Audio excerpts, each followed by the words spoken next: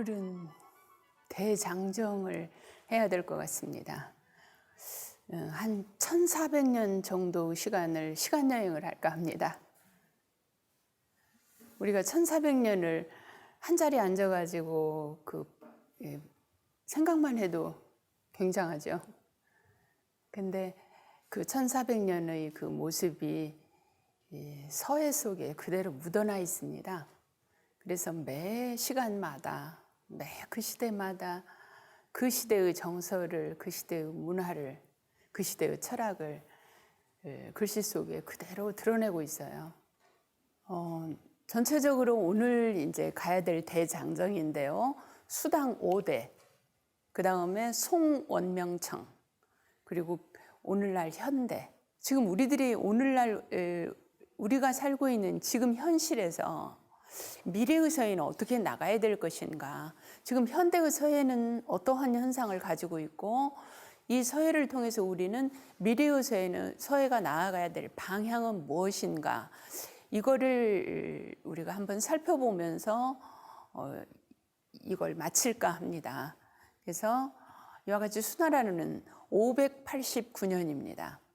기원후 589년이기 때문에 우리가 지금 올해가 2016년이니까 거의 1400년 동안의 시간 여행을 할 겁니다. 수나라라고 하는 나라는 사실은 그 오랜 위진남북조라고 하는 그 어지러운 시기를 통일했다고 하는데 아주 중요한 의미를 지니고 있습니다.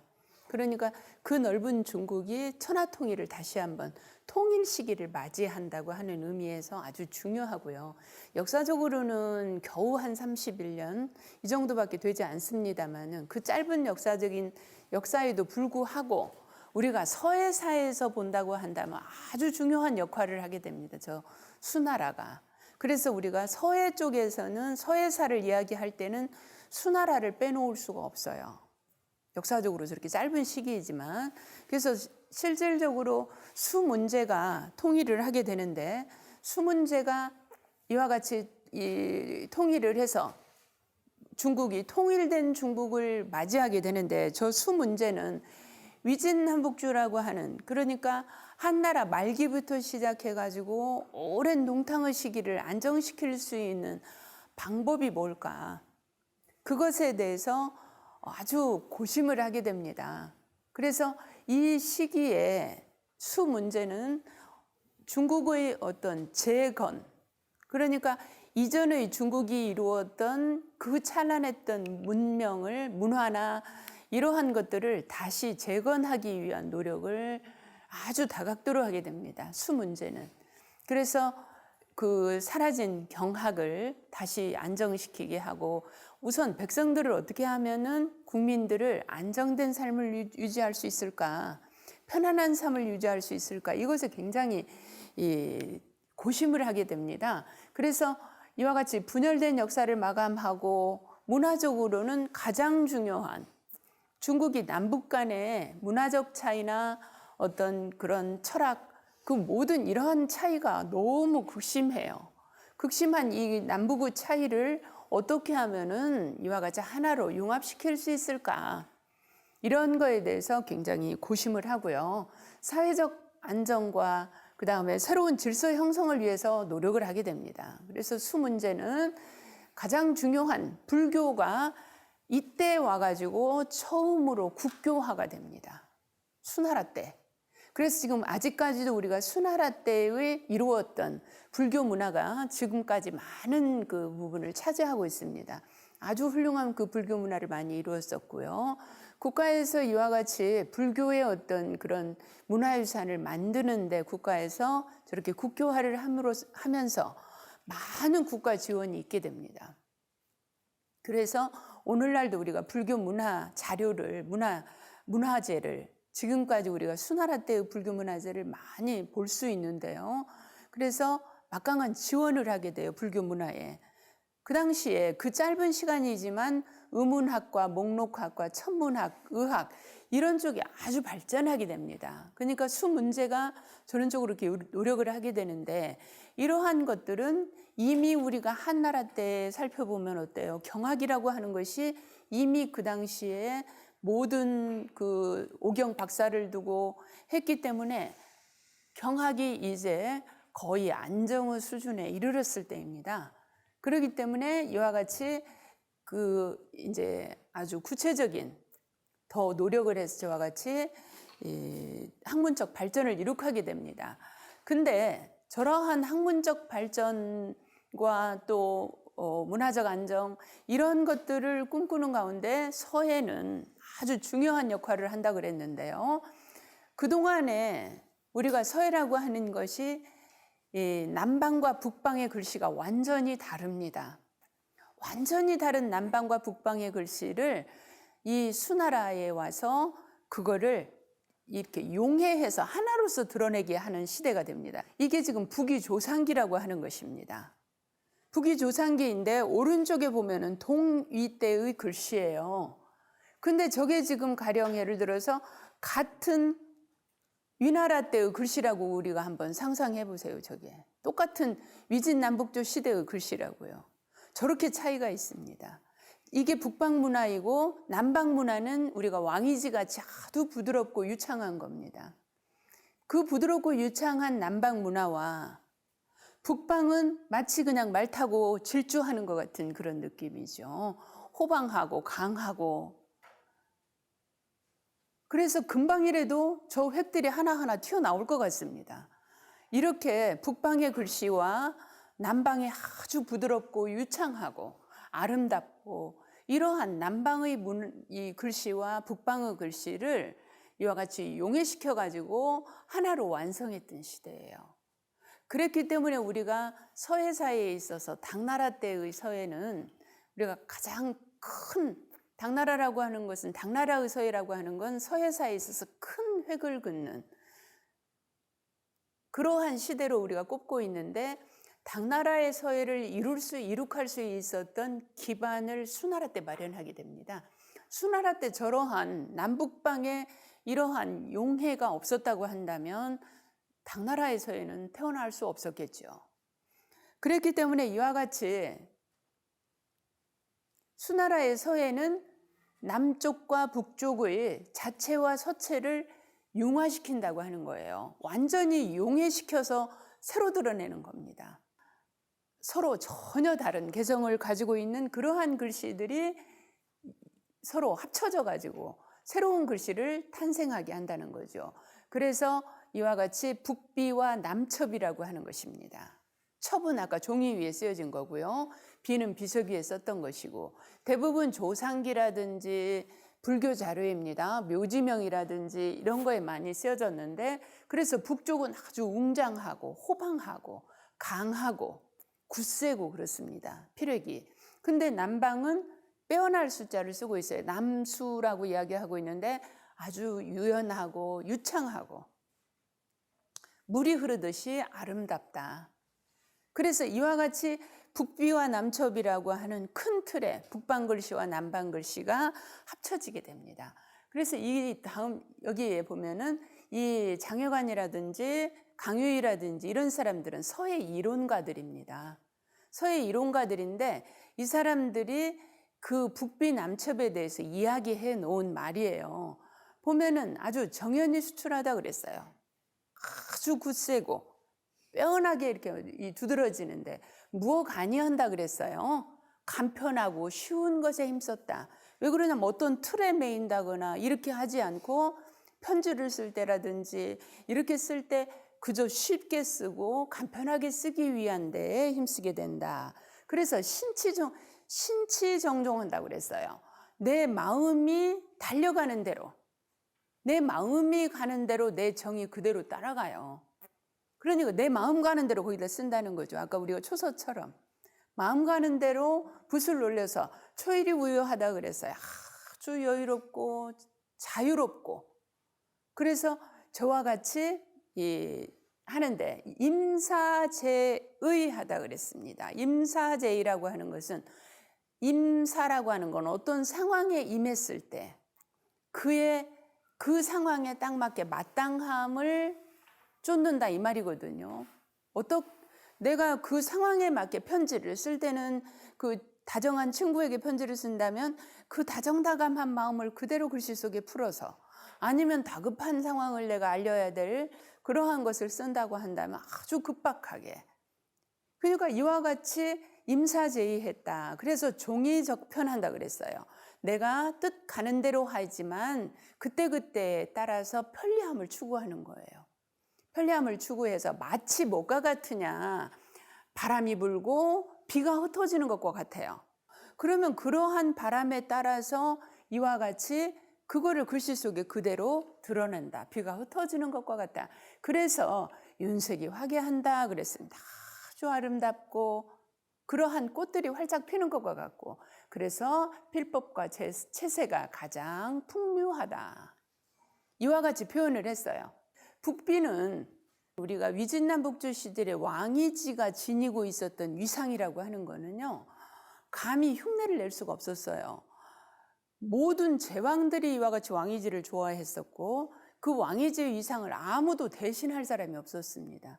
그랬기 때문에 너무 오랫동안 오로지 왕이지였어요. 그 왕이지와 비견할 사람이 없었어요. 그랬는데 후대에 오면서 이와 같이 북비에 대한 관심이 많아지게 됩니다. 북비가 발견되고 묘지명이라든가 조상기라든가 이런 것들이 발견되면서 많은 서예 이론가들이 그 북비에 대한 아주 굉장한 그 호평을 하기 시작해요.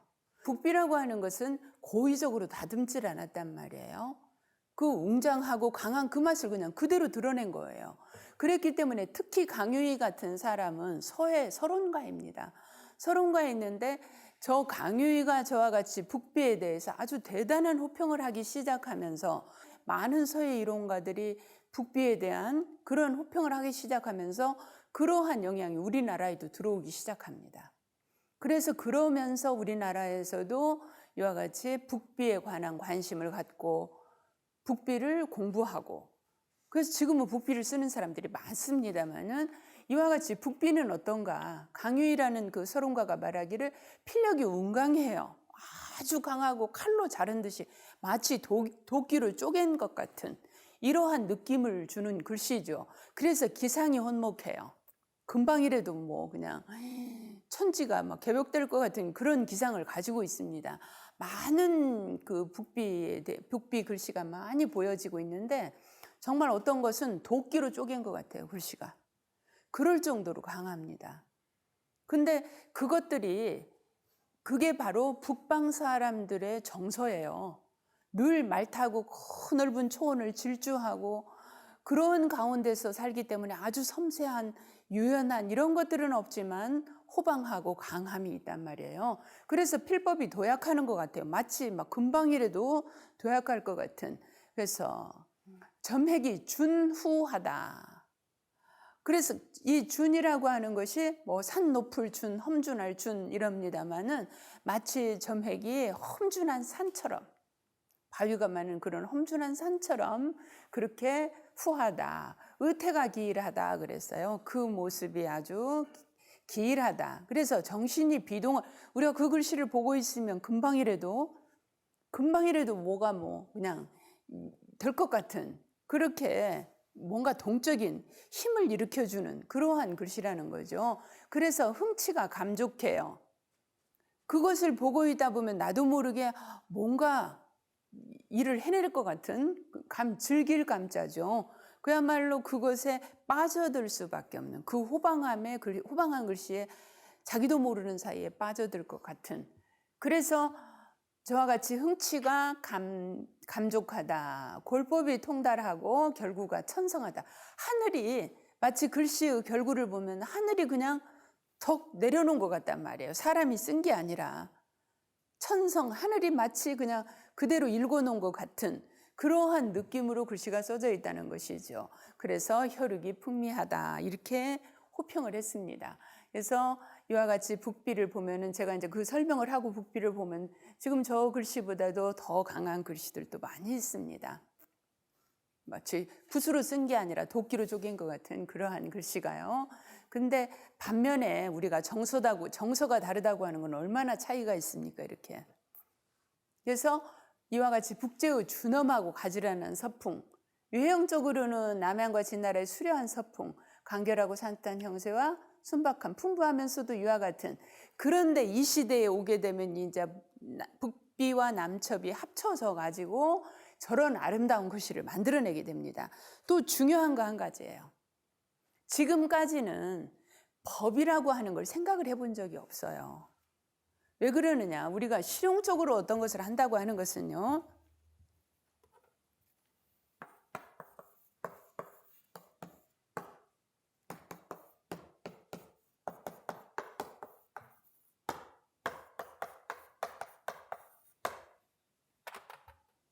내가 이것을 글씨라고 하는 게 내가 의사 전달을 한다든지 이게 어떤 목적으로 쓰는 일이 중요하지, 이것을 어떻게 쓰는 게 아름답다, 어떻게 쓰는 게 잘 쓰는 것이다, 이러한 것들을 원칙을 가지고 보지 않았어요, 지금까지는. 그러니까 이제 우리가 진나라 때에 문자 통일을 하게 되죠. 문자 통일을 해서 표준 서체가 만들어지게 돼요. 근데 실질적으로 진나라는 역사가 짧았기 때문에 그 당시는 관문서에서만 그러한 소전체가 쓰였고, 실질적인 문자 통일은 한나라 때 이루어지게 되죠. 우리 고예라고 하는 한나라 때 이루어지는데, 그것은 일반적으로 생활을 하는 데 있어서 표준 서체를 만들었을 뿐이에요. 그러면 우리가 붓글씨를 쓰는데 서예를 하는 데 있어서, 우리가 이제 서예라는 개념은 우리나라밖에 없습니다. 그러니까 이와 같이 붓으로 글씨를 쓰면서 이렇게 쓰는 게 아름답다, 어떻게 쓰는 것이고 과연 아름답느냐, 이런 것에 대한 관심이 실질적으로 생겨지기 시작한 것이 동한 때예요. 그러면 우리가 서한 시대에는 주로 그 당시에는 고예란 말이에요. 고예의 서체이기 때문에 이때는 실용적인 목적에 의해서 글씨를 썼던 거죠. 이거를 아름답게 꾸민다거나 이런 것은 생각해 보질 않았어요. 그랬는데 동한 시대에 오면서 한나라가 이와 같이 아주 편안하고 또 나라가 경제적으로 부강해지고 이렇게 하면서 이삐가 성행했다 그랬었죠. 비석을 세우는 일이 굉장히 많아지게 된 거예요. 그래서 누가 그 나라의 그 지역을 다스리던 현 관리라든지 아니면 스승이라든지 이런 분들을 위해서 송덕하는 풍습이 생기면서, 그 덕을 기리는 그러한 풍습이 생기면서 비석을 세우는 게 유행하기 시작합니다. 그러면 우리가 비석이라고 하는 것은 앞으로 수천 년 동안 이것을 기리기 위한 거란 말이에요. 그러면서 글씨를 어떻게 써서 이 글씨를 정말로 아름답게 써야겠다고 하는 미에 대한 추구가 시작한 거죠. 글씨에 대해서 아름답게 써야겠다고 하는 욕구가 생기기 시작한 거예요. 그래서 이때에 동안시대에 오면은 팔분예라고 하는, 실질적으로 우리가 팔분예라고 하는 것은, 팔분예는 아름다움을 여덟 팔자처럼 그 당시에 음양 사상이 아주 성행하였기 때문에 음양의 조화를 맞춰서 그 가장 최고 아름다움을 음양의 조화에다 뒀었기 때문에 저와 같이 팔분예가 나온 거거든요. 그래서 글씨를 이와 같이 아름답게 꾸미기 시작한 거예요, 한나라 때에 오면. 그래서 거기에다가 자신의 신미의식을 불어넣어서, 신미의식을 담아서 나름대로의 글씨를 표현하기 시작한 거예요. 이것들이 위진남북조 시대에 오게 되면은 어때요? 왕이지 같은 이런 사람들에 의해서 당시에는 이제 첩서가, 종이에다 쓰는 이러한 첩서들이 성행을 하기 시작하면서 그 속에다가 자기의 마음을 불어넣는, 그러니까 이때에 오게 되면은 위진남북조의 상운의 시대가 됐단 말이에요.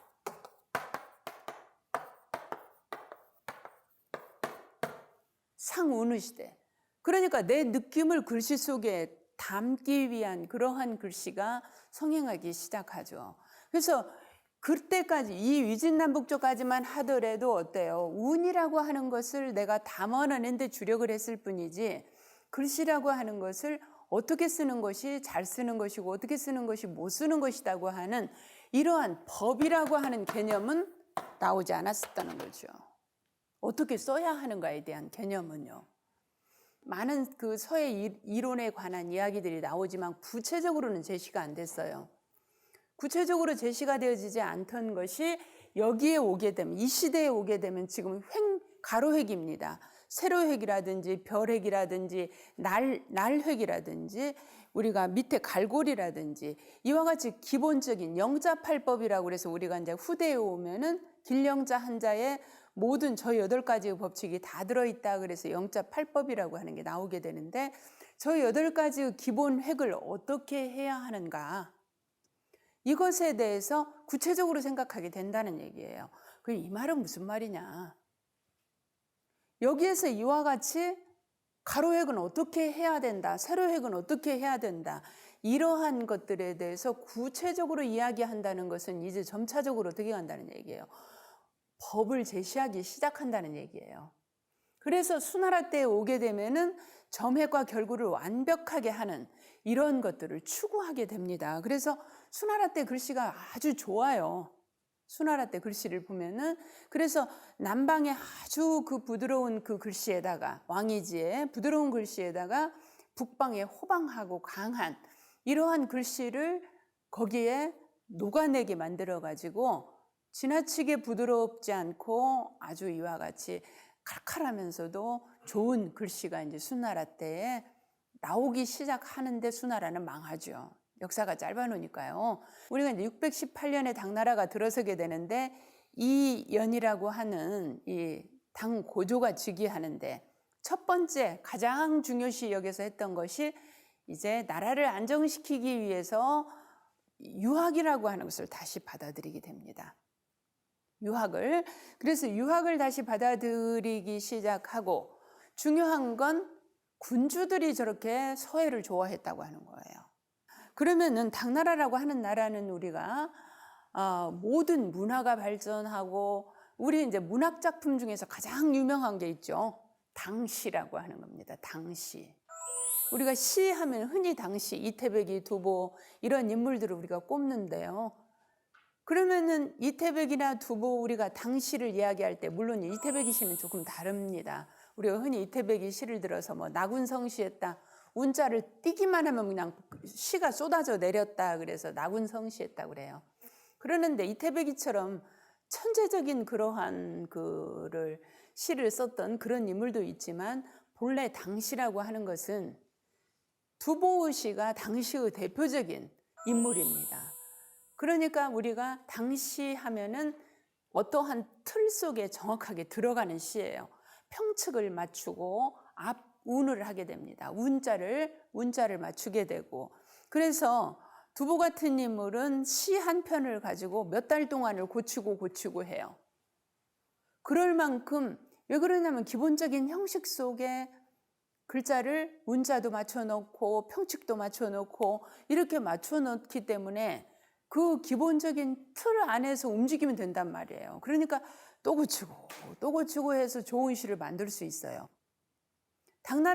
모든 당나라의 미술품이나 모든 예술품, 이러한 것들이 이와 같이 규격화하기 시작한다는 거예요. 어떤 법칙 속에 집어넣기 시작했다는 얘기예요. 당 태종 때에 오게 되면은 유학을 적극적으로 장려하기 시작합니다. 또 당나라 때에 오게 되면은 주변 국가와 아주 교융이 흔해집니다.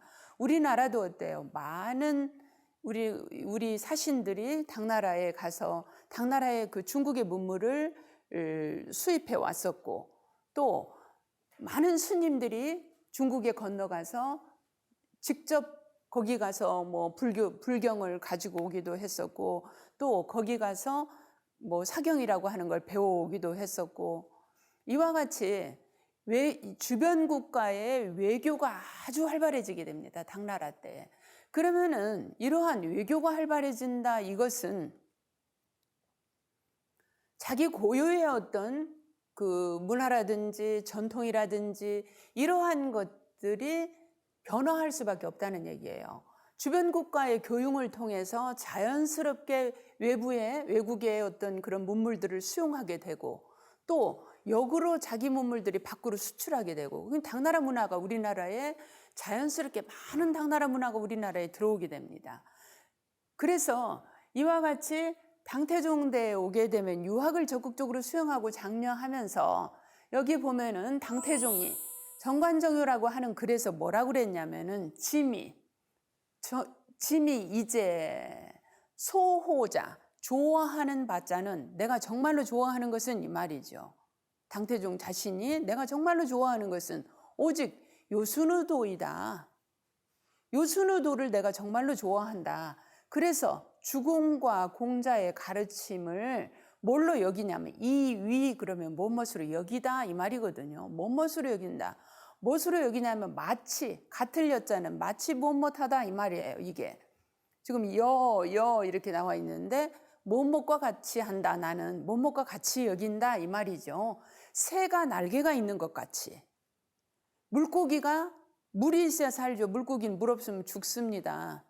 물고기가 물에 의거한 것 같이, 우리가 물속에 들어가면 물은 그냥 물고기가 물을 만나야 살잖아요.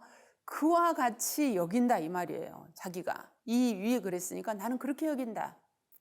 새가 날개가 있는 것 같이, 물고기가 물을 만난 것 같이, 이와 같이 그렇게 여긴다. 주공과 공자의 가르침을.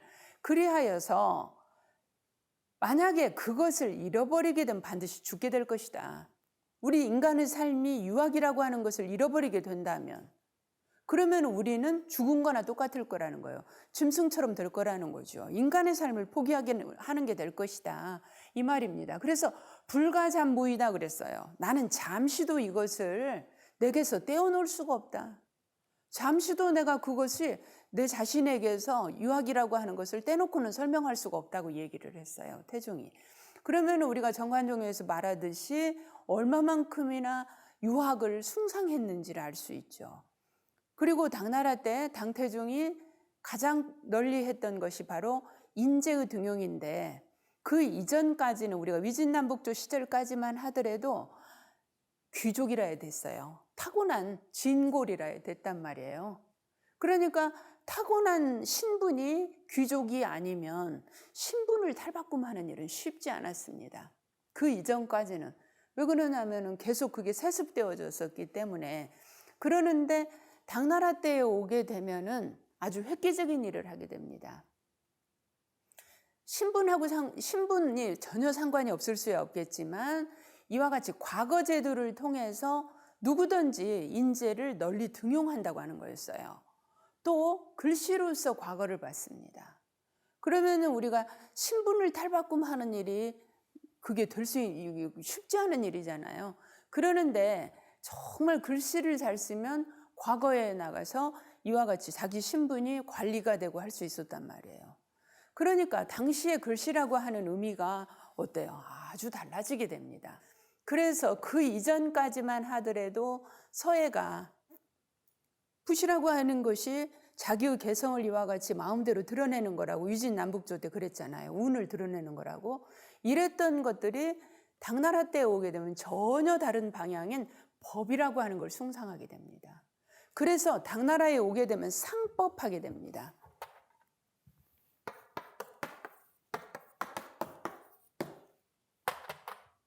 글씨의 길을 바꿔버려요. 서예의 길을. 그래가지고 완전하게 글씨가 이제, 여기 보세요.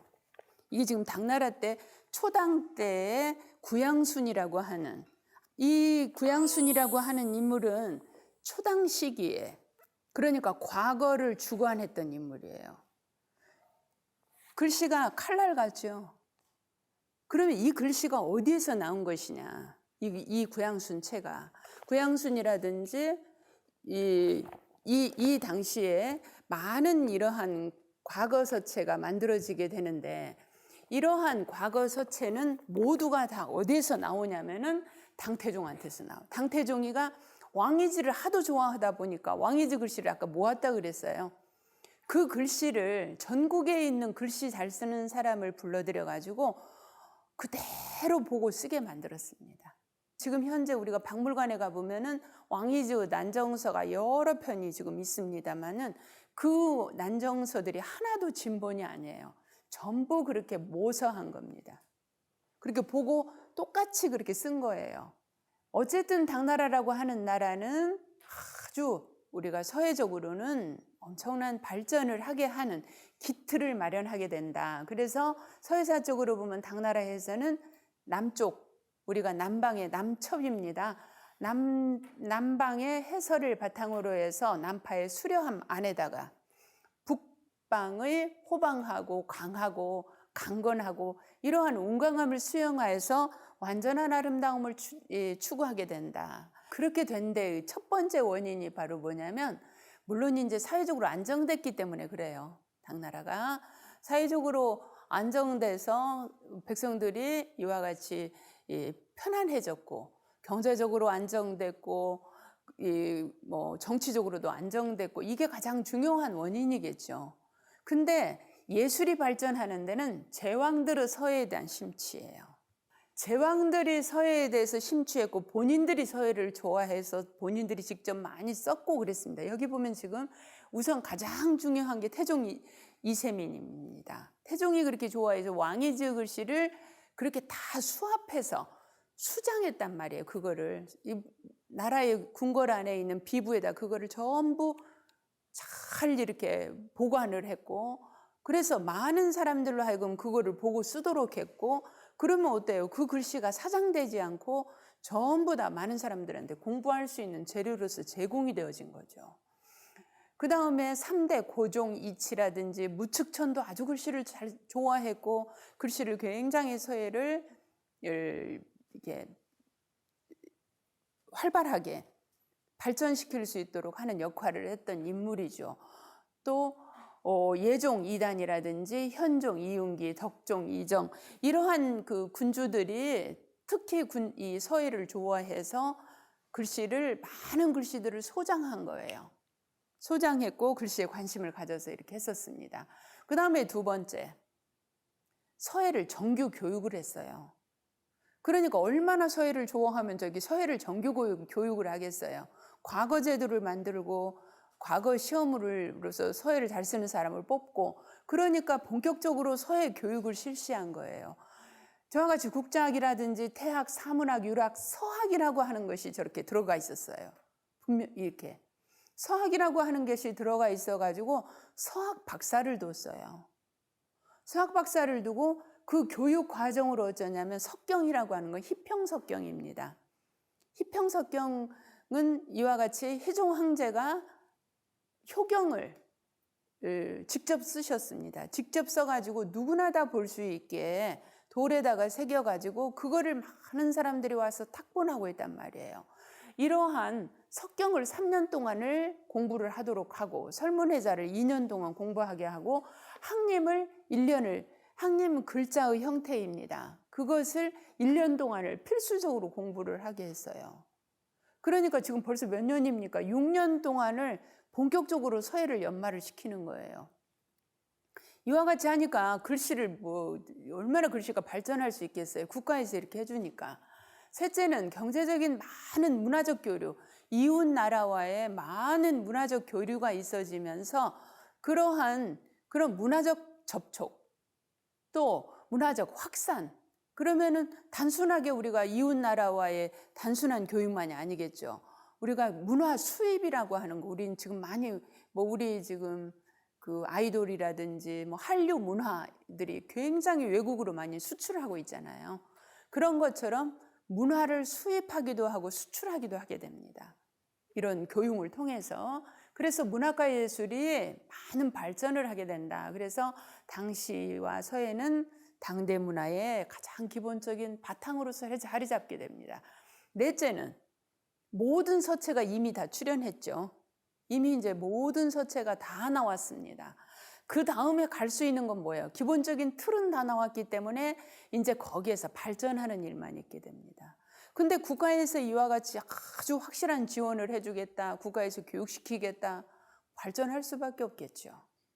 그 다음에 중요한 건 뭐냐면, 이 시대에 오게 되면은 많은 서예가 이와 같이 국가에서 지원을 받고 이렇게 하다 보니까, 아까 법이라고 하는 걸 만들었다 그랬죠.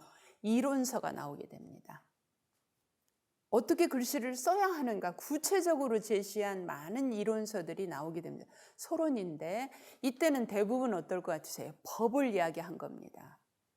그러한 서론이 나오게 돼서 실질적으로 구양순의 36법, 36결 이렇게 이야기합니다만은 이거는 해서의 가장 근간을 이루게 하는 기본 법으로서 자리 잡게 됩니다. 그러니까 이와 같이 예술이 기본적인 이거는 이렇게 해야 되고 가로획은 어떻게 하고 세로획은 어떻게 하고 기본적인 이와 같이 법칙을 마련해서 누구든지 그 글씨를 그렇게 쓸 수 있도록 만들었다는 얘기예요. 그래서 이론의 발전은 서예의 발전에 획기적 역할을 하게 된다. 그래서 이게 이제 초당 때에 오게 되면 수의 전통이 그대로 계승되어서 남풍과 서풍이 융합되고 왕이지 서풍이 아까 근간이 된다 그랬죠. 그래서 해서 필획이라든지 결자라든지 결구라든지 포치 이러한 법칙이 완성되어지게 됩니다. 그래서 이제 이러한 글씨가 나오게 됩니다. 지금 여기 보면은요, 우세남이라고 하는 초당식이 아까 과거 서체를 관장했던 사람입니다. 아까 구양순이, 우세람이, 저수량이 아주 대표적인 인물들인데요. 지금 이 글씨를 한번 보면은요, 여기 요 획이 이렇게 많이 지금 이 획을 가지고 설명을 드려볼게요. 고자 보면은 지금 이쪽에 왼쪽 획과 오른쪽에 이 등골을문을 나가면서 흐름을 이렇게 맞춰놨습니다. 흐름을 맞춰놨고요. 글씨를 높이 올리면서 파책이 나갈 것이기 때문에 이렇게 높이 올려놨습니다. 이 글자를 한번 보세요. 보면은 지금 요 획이 밑에서 위로 이렇게 올려놨어요. 올려놓은 반면에 지금 우부방을 하면서 밑으로 많이 내려가지고 위로 올려놨어요. 각도기로 잰 것처럼 맞춰놓게 됩니다. 저와 같이. 그러니까 글씨 자체를 어때요? 기본적인 틀 속에다 집어넣기 시작했다는 거예요. 아까 제가 결구라든지 포치라든지 간가라든지 이런 것들을 법칙을 마련했다고 그랬잖아요. 그러면은 저와 같이 써놓으면 저 글씨를 공부하는 사람들이 어때요? 아, 저렇게 쓰면 되는구나 해서 누구든지 저와 같이 연습을 하게 되면은 정말 좋은 글씨를 쓸 수 있도록 법칙을 저렇게 마련한 거예요. 저게 이제 우세남이의 초당 때에 과거 시험을 보기 위해서 과거 시험관이었던 인물입니다. 이게 이제 구양순이라고 하는 인물이에요. 구양순이도 똑같이 그렇습니다. 그러는데 아까 글씨에 비해서는 조금 부드러워진 것 같지만 이것도 아주 기가 막히게 법칙을 만든 아까 구양순이의 36결을 만든 인물이에요. 이거는 아주 정말로 법칙 속에 그대로 들어가 있습니다. 그래서 구양순체는 누가 쓰더라도 구양순의 법칙만 이해하면 구양순을 똑같이 쓸 수 있어요. 법칙을 알면. 이 구양순 구성궁 예천명이라고 하는 글씨입니다. 그러는데 아주 원칙적이에요. 그래서 구양순이의 글씨를 잘 쓰게 되면은 다른 글씨도 쉽게 이해할 수 있습니다. 왜 그러냐면 기본적인 틀이니까 이게. 기본적인 틀을 잘 맞춰놓으면 다음 글씨는 아주 쉬워지게 되겠죠. 마치 기본적인 틀 속에다 글씨를 갖다가 박아놓은 것 같이 그렇게 쓴 거예요. 당나라가 이와 같이 안정되어지면서 초기에는 왕이즈 글씨를 기반으로 해서 오직 왕이즈 글씨를 기반으로 해서 거기에서 이런 법칙이 만들어집니다만은 나라가 안정되어지면서 이것에 대한 자꾸 회의가 생겨지는 거예요. 그러면서 나오는 게 바로 초서입니다. 물론 그 이전에 초서 있었어요. 이게 손과정의 서보라고 하는 책이 서보라고 하는 글인데요. 이거는 서의 이론서예요. 이 손과정이라고 하는 인물이 서의 이론을 아주 완벽한 당시의 서의 이론을 이와 같이 글로 쓰면서 초서로 쓴 겁니다. 그래서 글씨로도 유명하고 서의 이론으로서도 그 당시에 아주 이정표가 될 정도로 중요한 서의 이론입니다. 이게 초서인데도 불구하고 법이 들어가 있습니다. 그냥 자유스러운 초서가 아니라 이 초서 안에 초당 때의 법이 그대로 들어가 있어요. 그래서 오른쪽이 올라가 있으면 왼쪽이 내려오고 왼쪽이 가령 벼룩이 뻗어 있으면 오른쪽이 파책을 길게 뻗어서 균형을 맞춰놨어요. 이러한 초서가 나오는데 이 초서가 나오게 되면은 그 다음에 어떨 것 같으세요? 그 다음이 되게 되면은 아까 자서책 같은 이러한 그 이후에 이게 나온 겁니다. 회소라든가 이러한 초서가. 이건 이제 어때요? 이건 완전히 법칙이 없어요. 미불이라든지 이제 이런 인물들이 송나라 때 나오게 되거든요. 그러니까 우리가 어떤 것을 경험한다고 하는 것은 굉장히 중요하다는 거죠. 한번 교육하고 경험을 한번 한다고 하는 것은요. 그래서 성당 시대에 오게 되면은 여기에 보면 이제 서예 이론인데 당시에 성행하던 이론인데요. 글씨를 깊이 아는 사람은 오직 그 안에 들어있는 신체, 그 정신을 보는 것이지 글자의 형태를 보는 것은 아니다. 이거는 뭐예요?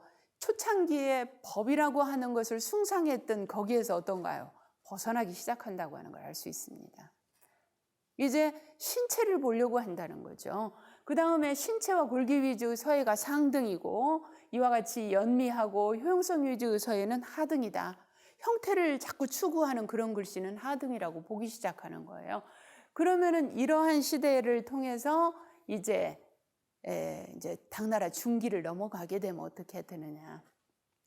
나라의 큰 알록산의 난이 일어나게 되면 안사의 난입니다. 알록산의 난이 일어나게 돼요. 이것을 통해서 당나라가 크게 변화를 하고 또 초당 같은 법에 매여 있던 이런 글씨, 여기에서 벗어나기 위한 많은 이제 노력을 하는 그러한 글씨가 나오게 됩니다. 그러는데 그 변화를 성공을 거의 못하게 됩니다. 안진경이는 그거를 성공시켰어요. 구양순이의 글씨가 우리가 배세를 띄었다 이렇게 이야기합니다. 배세라고 하는 것은 서로 이렇게 날카롭게 이렇게 된다는 얘기예요. 이렇게. 그래서 글씨가 아주 날카롭게 이 단자를 한번 보세요. 단자를 보면 지금 이렇게 되어 있죠. 이렇게 서로 배세를 띈다고 그래요. 그 다음에 글씨가 아주 밖으로 깁니다. 머리를 탁 치켜 올리고 아래로 다리를 쭉 뻗고 이러한 글씨의 느낌을 이 글씨에 오면 어떻게 하느냐. 앙세라고 그럽니다. 우리가 서로 끌어안는다 이렇게 얘기를 해요. 제가 요 글자 가지고 설명을 드릴게요. 나라국자를 한번 보세요. 나라국자를 보면은 양쪽으로 이렇게 싸고 끌어안고 있습니다. 글씨를. 글씨가 전체가 다 어떤가요? 아주 동글동글하게 쓰면서 서로 이렇게 끌어안습니다. 끌어안고 구양순이가 가지고 있던 독특한 특징, 머리를 탁 치켜 올리는 거라든지 다리를 밑으로 쭉 뻗는다든지 배세를 띈다든지 이러한 형태를 반대로 다 썼어요. 반대로. 이렇게 하고 나니까 어때요? 이 글씨가 바로 구양순이 지니고 있던 글씨에서 완전한 변화를 실현한 거예요. 그래서 오늘날까지도 안진경이를 이와 같이 왕이지나 구양순이나 왕이지 같은 그러한 똑같이는 치지 않는다고 할지라도 그렇게 대가로서 높이 치고 있습니다. 결국은 어때요? 예술은 자기 예술이 나와줘야 된다는 얘기예요. 결국은. 그러면 이거는 지금 이 글씨 보면 이렇게 쌓아놨단 말이에요. 그러면 이렇게 할 수 있었던 것은 결국은 뭐냐면은 안진경이가 그 시대에 안진경이도 만약에 구양순하고 똑같은 초당에 태어났다고 한다면 저런 글씨 못 썼겠죠. 근데 이와 같이 모든 예술은 시대적 산물이라는 거죠. 그 시대의 문화와 그 시대의 정서와 그래서 우리가 문화라고 하는 것은 그 시대의 영혼이다 이렇게 이야기합니다. 그러니까 그 시대가 이와 같은 글씨의 변화를 요구했고 그거를 성공한 것이 바로 안진경이다. 이러한 이제 초서가 아까 말씀드렸듯이 초서가 성행하게 됩니다. 근데 이 시대의 초서는 중당 때의 초서는 어떠냐면 구양순이의 법칙, 그러니까 초당 때의 법칙에서 크게 안 벗어나요. 그래서 초서인데도 불구하고 그 법칙을 잘 지키고 있는 그러한 초서가 쓰여지게 됩니다. 아주 초서인데도 보면 이렇게 올라가서 이거 내려오고 이런 원칙이 마치 이 초당 때의 글씨를 보듯이 해요. 그 규격 속에다 글씨를 집어넣어놨다는 거죠. 크게 변화하지 않고요. 그러면 이러한 아까 제가 송가정이는 보여드렸죠. 그래서 초서인데 아주 법칙이 맞는 이러한 초서를 쓰게 됩니다. 이제 장후기에 오게 되면은 그러한 법칙 속에서 이제 조금 변화하려고 노력을 해요. 조금 이제 활달해지려고 생각하고 아주 장후기는 초서를 잘 썼던 인물인데요. 여기까지 해서 당나라 때의 글씨를 우리가 살펴봤습니다. 이제 수나라로부터 당나라 때까지. 그래서 당나라는 워낙에 서해서 쪽으로 본다고 한다면은 법칙이라고 하는 걸 제시했다.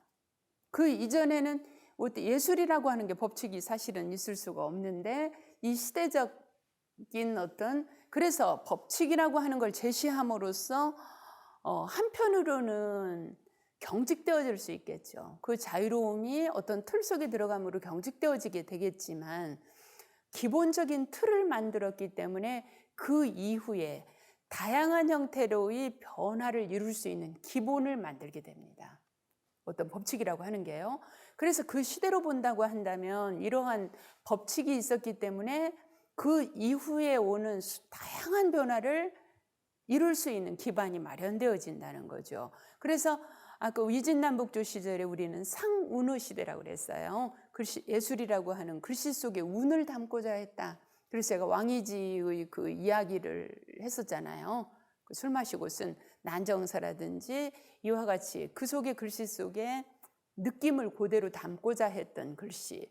이러한 글씨가 당나라 때에 오게 되면은 수나라 때에 북비와 남첩, 북비의 아주 호방하고 강한 것과 남첩의 아주 부드럽고 유창한 글씨가 합해져 가지고 초당 때의 그러한 법이 나오게 됩니다. 당나라 때에 많은 해석가들이 등장을 해요. 그렇지만은 그 중에서 가장 아까 제가 이제 두 개의 책을 가지고 이렇게 비교해 드렸는데 구양순이와 안진경이가 가장 이렇게 극대치되는 서로 상반되는 글씨의 형태로서 성공한 그 예술가, 서예가로 볼 수 있습니다. 그래서 여기까지 해서 제가 당나라에, 그러니까 수나라에서 당나라까지의 그 서예를 한번 살펴봤습니다. 제가 잠시 이제 해서로서 이 시대는 우리가 당나라는 해서를 빼놓고 설명할 수 없으니까 가장 근간이 되었던 구양순의 해서와 안진경의 해서를 가지고 완전히 필법도 다릅니다. 용필법도. 그래서 그것을 한번 시필을 해보도록 하겠습니다.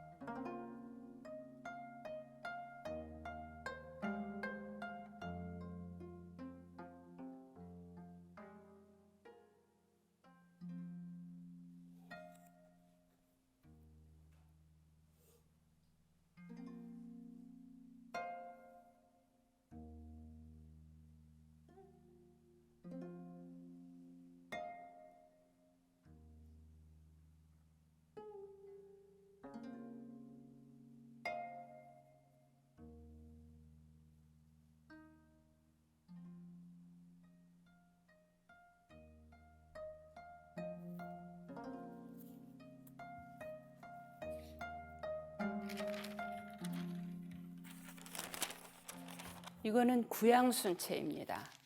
구양순체이기 때문에 굉장히 날카롭죠. 날카롭고 키가 커요.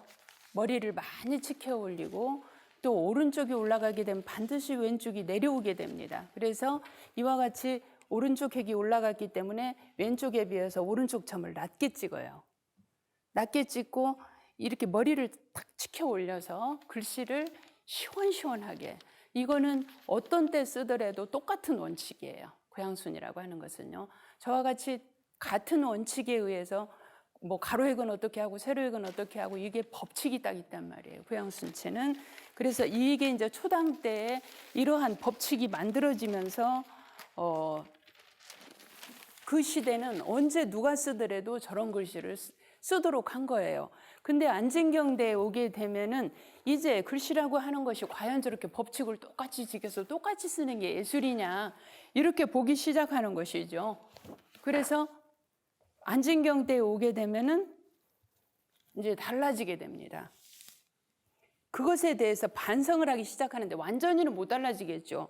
그 시대가, 당나라라고 하는 시대는 완전히 변화할 수 있는 시대는 아니란 말이에요. 그래서 초서를 쓰는데도 불구하고 저와 같이 그 법칙의 틀을 크게 못 벗어나게 됩니다.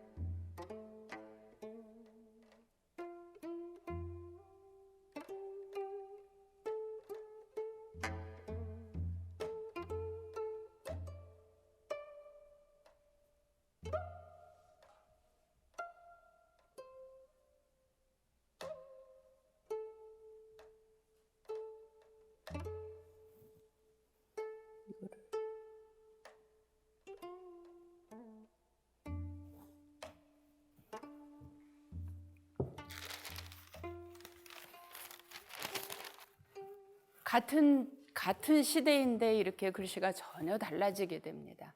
그래서 이렇게 쌓아앉는 이러한 글씨가 나오게 돼요. 그래서 저게 이제 당나라 때에 초당 때 저렇게 법칙이 이제 중당 때 오게 되면 자연스럽게 벗어나려고 하는 그러한 이제 작용이 시작돼서 초서가 성행하고 또 저렇게 해서도 변화를 시작하게 됩니다. 이게 이제 송나라 때 오게 되면은 이제 변화가 이제 현상으로서 드러나게 됩니다. 저러한 추구했던 변화들이요. 이상 여기까지 해서 당나라 때의 해설을 우리가 한번 살펴봤습니다. 다음 시간에는 이제 송부터 시작해가지고 현대까지 아주 그 변화가 빠르기도 했었고 다양한 변화가 나타나는 시대를 갈까 합니다.